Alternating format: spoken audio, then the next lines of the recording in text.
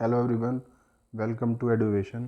तो आज हम बात करेंगे अपने सेक्शन 13 की। हमने सेक्शन 12 तक कंप्लीट कर लिया था चैप्टर 4 के। सेक्शन 13 में बेसिकली बात करी गई है एप्लीकेशन फॉर परमिशन, जो कि सेक्शन 12 में हमारा एप्लीकेबल था सब सेक्शन 3 में, कि अगर कोई डेवलपमेंट कर रहा है और जो वो जोन जो है, वो एरिया जो है डिक्लेयर हो चुका है as a zonal development plan, तो उसको परमिशन लेनी होती है लोकल अथॉरिटी से और दिल्ली डेवलपमेंट अथॉरिटी से। तो उसकी एप्लीकेशन कैसे होगी? तो बेसिकली एप्लीकेशन कौन कौन कर सकता है, इसमें इंपॉर्टेंट पॉइंट्स बताता हूँ मैं आपको, इतना डेप्थ में पढ़ने की ज़रूरत नहीं है। कोई भी पर्सन या फिर कोई बॉडी जिसमें इंक्लूडिंग गवर्नमेंट डिपार्टमेंट भी होगा। और परमिशन किस में ली जाएगी? सेक्शन 12 की सब सेक्शन 3 में। ये इंपॉर्टेंट है आपको। उसका मैनर एज़ पर रेगुलेशन होगा। उस एप्लीकेशन के साथ एक फ़ीस दी जाएगी, ठीक है। यही सब सेक्शन 2 में लिखा हुआ है, ठीक है। Provided that no such fees shall be necessary, मतलब गवर्नमेंट डिपार्टमेंट के लिए कोई फ़ीस नेसेसरी नहीं है, इसको सिंपल एप्लीकेशन देनी है। और सब सेक्शन 3 में ये दिया हुआ है कि एप्लीकेशन जब मिलेगी उसके बाद as per section 8 two D में बेसिकली ये बोला गया है कि इसको इरेक्ट, मतलब इसको कंस्ट्रक्शन या बिल्डिंग माना जाएगा। मतलब अगर ये वर्क्स हो रहे हैं, मतलब सेक्शन डी को आप अच्छे से पढ़िए, उसमें 10-11 पॉइंट्स हैं कि जो है अगर ये काम हो रहे हैं तो इनको बिल्डिंग डेवलपमेंट माना जाएगा, ठीक है। तो as per section 8 two D के हिसाब से ये चेक करा जाएगा, इंक्वायर किया जाएगा कि ये परमिशन देने लायक है या नहीं है, डेवलपमेंट है एक्चुअली या नहीं है, ठीक है ना। उसके बाद आती है 3 कंडीशंस। एप्लीकेशन ग्रांट कर सकती है, मतलब परमिट कर सकती है कंस्ट्रक्शन के लिए, डेवलपमेंट के लिए, या फिर परमिशन कंडीशनल हो सकती है, मतलब कुछ कंडीशन लगा कर सकती है, या रिफ्यूज़ कर सकती है, ठीक है ना।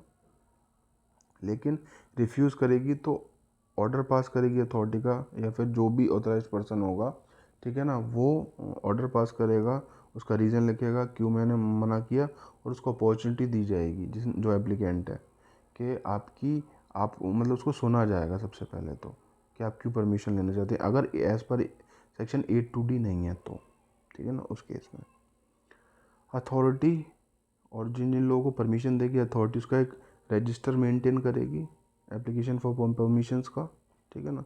सब सेक्शन 5 इसको इंपॉर्टेंट मार्क कर लेना। और उस रजिस्टर में इंफॉर्मेशन, मतलब क्या क्या चीज़ें इंक्लूड होंगी, पर्टिकुलर्स क्या होंगे इन्फॉर्मेशन के, कि किसको परमिशन दी, किस मैनर में दी, किस लिए दी, ठीक है ना। और वो जो रजिस्टर होगा वो एक पब्लिक रिकॉर्ड होगा, और उसको कोई भी एक फ़िक्स टाइम है, मतलब फ़िक्स टाइम कर दे कि किसी को मतलब एप्लीकेशन का रजिस्टर देखना है तो इतने से इतने टाइम तक देख सकता है। और उसकी फ़ीस जो होगी इंस्पेक्शन की, उसकी नॉट एक्सीडिंग 5 रुपीज़, मतलब 5 रुपीज़ दे के अगर कोई भी, मतलब 5 रुपये से ज़्यादा नहीं होगी, ठीक है ना। 5 रुपये से कम रुपये दे के जो भी फिक्स करेगा एडमिनिस्ट्रेशन, वो देख सकते हैं, ठीक है। उसके बाद आता है, अगर एप्लीकेशन रिफ्यूज हो जाती है तो जो एप्लीकेंट है वो कभी भी क्लेम नहीं कर सकता फ़ीस के लिए जो उसने एप्लीकेशन के साथ लगाई थी, ठीक है ना।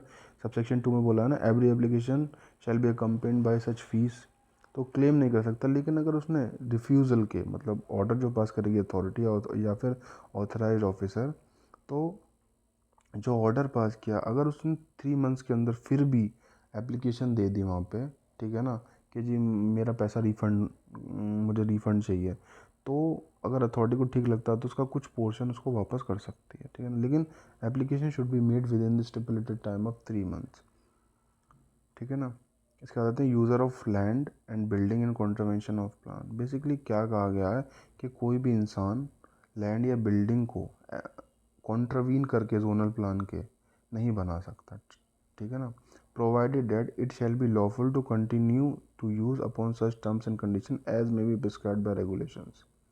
लेकिन ये लॉफुल है कि अगर डीडी अथॉरिटी ने आपके ऊपर कुछ टर्म्स एंड कंडीशन लगा रखे हैं तो उन टर्म्स एंड कंडीशंस को फॉलो करके आप लैंड को यूज़ कर सकते हो, ठीक है ना। इसके बाद आता है चैप्टर 5 में acquisition and disposal of land. Acquisition मतलब होता है एक्वायर करना किसी ज़मीन को, एक्वायर मतलब पोजीशन लेना, ठीक है ना। मतलब जो उसका एग्जिस्टिंग ओनर था उससे उस ज़मीन को एक्वायर कर लेना, मतलब ये मैंडेटरी इन नेचर होता है। मतलब ट्रांसफ़र सेल ये लोग अपनी विल से करते हैं, लेकिन एक्विजिशन विल से नहीं होता है। इसके लिए एक्ट है, लैंड एक्विजिशन एक्ट 1849, वो आपको बाद में पढ़ाएंगे, ठीक है ना। तो सेंट्रल गवर्नमेंट एक्वायर करेगी और उस लैंड को सेंट्रल गवर्नमेंट किसको दे देगी? वो दे देगी डीडी अथॉरिटी को या फिर कोई लोकल अथॉरिटी को। लोकल अथॉरिटी मतलब north municipal corporation, south Delhi, जैसे अब हिंदी में कह सकते हैं जैसे नगर निगम होता है या फिर नगर पालिका होती है, इनको दे देगी डेवलपमेंट के लिए, ठीक है ना। इसके बाद वो जो अथॉरिटीज़ हैं जिनको ज़मीन मिली है वो पैसा देगी, जिनसे ज़मीन एक्वायर करिए कंपनसेशन, ठीक है ना। और गवर्नमेंट को भी उसके चार्जेस देगी जो उनके खर्च हुए उस चीज़ में, ठीक है ना। 16 से लेकर 20 तक ओमिट हो चुका, मतलब इसको हटा दिया गया है, क्योंकि देखो 16 में कंपनसेशन की बात की गई थी, वो 15 में कर दिया गया। अपील टू डिस्ट्रिक्ट जज against decision of the collector, तो इसके लिए अपीलेट ट्रिब्यूनल्स बना दी गई थी। डिस्प्यूट एज टू दी मतलब फिक्सेशन ऑफ दी कॉम्पनसेशन, तो ये लैंड एक्विजिशन में फिक्सेशन हो गया।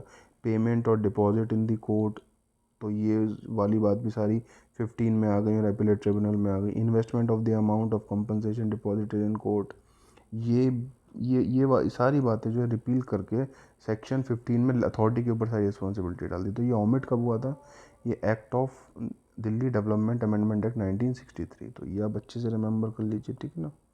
इसके बाद आते हैं 21 में disposal of land by the authority और द लोकल अथॉरिटी। बेसिकली क्या है, डिस्पोज कैसे करेंगे। डिस्पोज का मतलब है कि अब अथॉरिटी से तो लैंड मिल गई, तो ये कहीं परमिशन है कि मतलब local authority Delhi development authority भी उसको आगे कहीं बेच सकती है, डिस्पोज कर सकती है, ठीक है ना। डेवलपमेंट के लिए तो एक्वायर करके लैंड ले ली, लेकिन अब दिल्ली डेवलपमेंट अथॉरिटी कैसे अपने फंड्स को मैनेज करेगी, तो उसके लिए सेंट्रल गवर्नमेंट के द्वारा एक प्रोविज़न बनाया गया है इसमें। वो क्या बनाया गया है कि जो कोई भी लैंड सेंट्रल गवर्नमेंट के द्वारा उसको मिली है या कोई और भी लैंड उसको मिली है, तो वो उसको आगे सेल करके, एक्सचेंज करके या लीज पे उठा के वो अपने फंड्स को मैनेज कर सकती है, ठीक है ना। ऐसे वो डिस्पोज कर दी भाई, डेवलपमेंट करके वो खुद थोड़ी ना रहेगा सारा स्टाफ उसका, या फिर दिल्ली डेवलपमेंट अथॉरिटी क्या करेगी, वो तो सेल ही करेगी ना। तो इसको डिस्पोज बोलते हैं, बेसिकली कुछ तो करेगी ना उस ज़मीन का, ठीक है ना।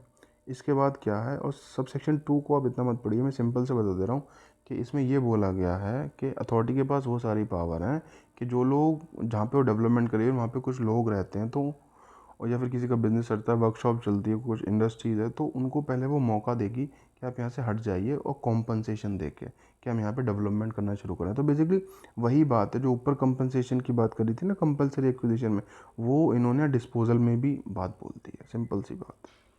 इसके बाद आता है provided that where the authority और the local authority proposes to dispose of by sale. इसमें सिंपल सी ये बात की गई है कि देखो, अगर उसने ज़मीन किसी से एक्वायर करी और अब वो उसको डिस्पोज करना चाहती है, तो वो पहली अपॉर्चुनिटी, फॉर एग्जांपल कोई ज़मीन उसको मिली एक्वायर करके, सेंट्रल गवर्नमेंट ने दी, अभी उसके पास फंड्स नहीं है, लेकिन इसका टाइम ड्यूरेशन पड़ेंगे हमें भी कि 6 मंथ के अंदर डिस्पोज करनी होती है, ठीक है ना। जैसे 6 मंथ्स है, 10 मंथ्स, 10 ईयर्स के अंदर अगर डेवलपमेंट नहीं किया तो वो एग्जिस्टिंग ओनर के पास चली जाती है, तो अभी फंड्स नहीं है डीडीए के पास, अब वो फिर इसको बेचना चाहती है, तो जिससे ख़रीदी थी ना उसको पहले अपॉर्चुनिटी देगी कि आप लेना चाहते हैं तो आप ले लीजिए, लेकिन कुछ टर्म्स एंड कंडीशंस होंगी कि हमारा यहाँ जोनल प्लान था, डेवलपमेंट प्लान था, मास्टर प्लान था, तो आपको आप जो भी कोई कंस्ट्रक्शन करना चाहते हैं या कोई भी एक्टिविटी करना चाहते हैं तो आप इसके ही रिलेटेड करते हैं। अगर उनके बीच में म्यूचुअल एग्रीमेंट होता है जो उसका फर्स्ट ओनर था और डीडीए के बीच में, तो सेटलमेंट हो जाएगा, वरना वो किसी और को भी बेच सकती है, लेकिन मोड 3 ही रहेंगे, सेल, एक्सचेंज और लीज, ठीक है। बस इसमें इतना ही है और कुछ नहीं है। इसका है 222 में नाजुल लैंड्स।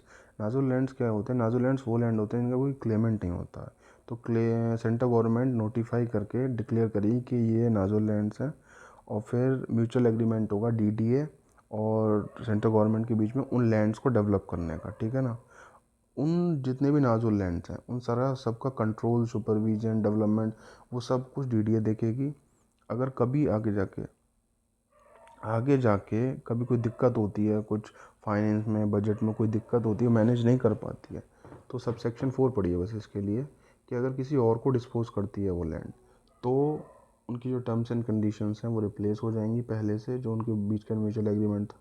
लेकिन फिर भी एक कंडीशन हमेशा स्टैंड ऑफ रहेगी, वो है कि जो कंट्रोल और सुपरविजन है is always with the Delhi development authority, वो केवल दिल्ली डेवलपमेंट अथॉरिटी ही मैनेज करेगी, ठीक है। अब आते हैं सेक्शन 22A में, power of authority to develop land in non development area. इसमें बेसिकली बात करी गई ऊपर तक, अब तक जो आप पढ़ते हुए आए थे वो आए थे डेवलपमेंट एरिया के बाद, इसमें बात करी गई है non development area. Non development area के जो मास्टर प्लान में नहीं आ रहा, जोनल डेवलपमेंट प्लान में नहीं आ रहा, तो अगर ऐसा कोई लैंड मिला है डीडीए को, क्योंकि डीडीए बॉडी कॉर्पोरेट है, मैं पढ़ा था ऊपर सेक्शन 3 में, ठीक है ना। तो DDA बॉडी कोऑपरेट है, तो ऐसे किसी लैंड को भी वो डेवलप कर सकती है, ठीक है। तो ये आपका चैप्टर 5 तक कंप्लीट हो गया। अब चैप्टर 6 से हम स्टार्ट करेंगे दोबारा नेक्स्ट क्लास में अपनी। और अगर आपको कंटेंट अच्छा लग रहा है, आपको ऐसा लग रहा है कि हाँ ये कंटेंट हमारी हेल्प कर रहा है, ठीक है ना, तो आप हमारे चैनल को सब्सक्राइब कीजिए, वीडियो को लाइक कीजिए, शेयर कीजिए, ठीक है ना। और हमारी लाइव क्लास होती है, मैंने DD एक्ट हमने जो है आज कंप्लीट कर दिया, और आज ही हमारा दिल्ली लैंड रेवेन्यू एक्ट का 16 सेक्शन तक कंप्लीट हो गया। कल हमारा चैप्टर 3 कंप्लीट हो जाएगा, 32 सेक्शन तक कंप्लीट हो जाएगा, और ऑलमोस्ट 2 से 3 दिन आने वालों में हमारा एक एक्ट खत्म हो जाएगा, दिल्ली लैंड रेवेन्यू एक्ट। फिर एक दिन में हमारा NCT ऑफ दिल्ली। एंड मैं कोशिश कर रहा हूँ कि फर्स्ट वीक ऑफ नवंबर तक हमारे 1 2 3 4 एक्ट्स कंप्लीट हो जाए, फिर हमारे 3 एक्ट्स बचेंगे। और कोशिश ये है कि नवंबर तक या फिर फर्स्ट वीक ऑफ दिसंबर तक हमारा लॉ का सिलेबस कंप्लीट हो जाए। इसका बहुत अच्छा पोर्शन है, मैं तो 30 मार्क्स ही लिखता हूँ वीडियो के थंबनेल में, लेकिन इसके ज़्यादा क्वेश्चंस आएंगे, क्योंकि पहले 120 क्वेश्चंस आते थे, आपके 150 क्वेश्चंस आ रहे हैं। तो वो सारा सेक्शन इसी में बढ़ेगा, क्योंकि 10 मार्क्स ही बढ़ रहे हैं, 10 क्वेश्चन ही बढ़ रहे हैं कंप्यूटर के, बाकी 20 क्वेश्चन इसी के बढ़ेंगे। तो 30 से 35 क्वेश्चन आते थे, चलिए 30 क्वेश्चन भी आते थे, तो 20 क्वेश्चन के बढ़ेंगे 50 क्वेश्चन। और देखिए लास्ट टाइम भी ना 95 96 पे सिलेक्शन हुआ था, तो मतलब बच्चे जो है ना 100 क्वेश्चन ही अटैम्प्ट कर रहे हैं 120 में। अब 150 हो गए तो क्वेश्चंस तो फिर भी उतने अटैम्प्ट करेंगे, ठीक है ना। अब क्वेश्चन ज़्यादा बढ़ने से ज़्यादा अटैम्प्ट नहीं करेंगे, लेकिन आपको एक फ़ायदा हो गया कि इसके 20 क्वेश्चन बढ़ गए, तो मतलब क्वेश्चन आपने अगर 100 अटैम्प्ट किए और ये 50 आपको आते हुए, तो आपको बस 50 के लिए मेहनत करनी है। उस 50 के लिए मैं आपका एप्टीट्यूड भी है, GS भी है, करंट अफेयर्स भी, थोड़ा थोड़ा सेक्शन भी करोगे आप, मतलब 30 क्वेश्चन तो आराम से अटैम्प्ट कर सकते हो एप्टीट्यूड में। आपको 20 क्वेश्चन बचेंगे, 20 क्वेश्चन आप उधर से GS से ले सकते हो, तो आप ऑलमोस्ट अच्छे से स्कोर कर सकते हो, ठीक है ना। लेकिन एक डिस्क्लेमर है, मैं ये नहीं कह रहा कि 100 क्वेश्चंस पे सिलेक्शन हो जाएगा, लेकिन हाँ मुझे जैसा पता लगा, जैसा मैंने देखा, तो लास्ट टाइम 80 कट ऑफ गई थी मतलब, लेकिन शायद सिलेक्शन 95 96 पे हुआ था। तो ये बता रहा हूँ, मैं उसको देख के बता रहा हूँ, ठीक है। और हमारी डेली लाइव क्लास होती है, ठीक है, 3 to 5 होती है, नहीं 3:30 इवनिंग से 5 o'clock होती है, ठीक है ना। और GS भी पढ़ाता हूँ मैं उसमें, और आपका लॉ भी पढ़ाता हूँ, ठीक है ना। Polity, geography, history, current affairs सब कुछ कराते हैं हम उसमें, ठीक है ना। ये जितने सब्जेक्ट्स मैंने बताए, ये सारे सब्जेक्ट्स कराता हूँ। आप टेलीग्राम चैनल को ज्वाइन कीजिए, हमारे 600 क्वेश्चन की क्वेश्चन बैंक भी आएगी, ठीक है। कुछ शॉर्ट नोट्स भी दूंगा, हैंड आउट्स दूंगा। उसके अलावा आपको प्रैक्टिस करनी है, जैसे मैंने 70 क्वेश्चन डाल रखे हैं टेलीग्राम पे, DLR और आपका DDA से रिलेटेड, ठीक है ना। सारे क्वेश्चन और सारे एग्ज़ाम ओरिएंटेड है, कंटेंट काफ़ी अच्छा है। आप मेरे उस क्वेश्चंस को करिए, जैसे 70 क्वेश्चंस अब तक अपलोड हो चुके हैं, ठीक है ना, पोस्ट कर दिए। अभी उन क्वेश्चंस को आप देखिए, और आप अपने प्रीवियस ईयर क्वेश्चंस को देखिए, तो और मेरी क्लासेस को देखिएगा लाइव को, तो आप प्रीवियस ईयर से क्वेश्चन आराम से बना लेंगे, कोई प्रॉब्लम ही नहीं होगा आपको, ठीक है। Thank you very much, subscribe to our channel and God bless.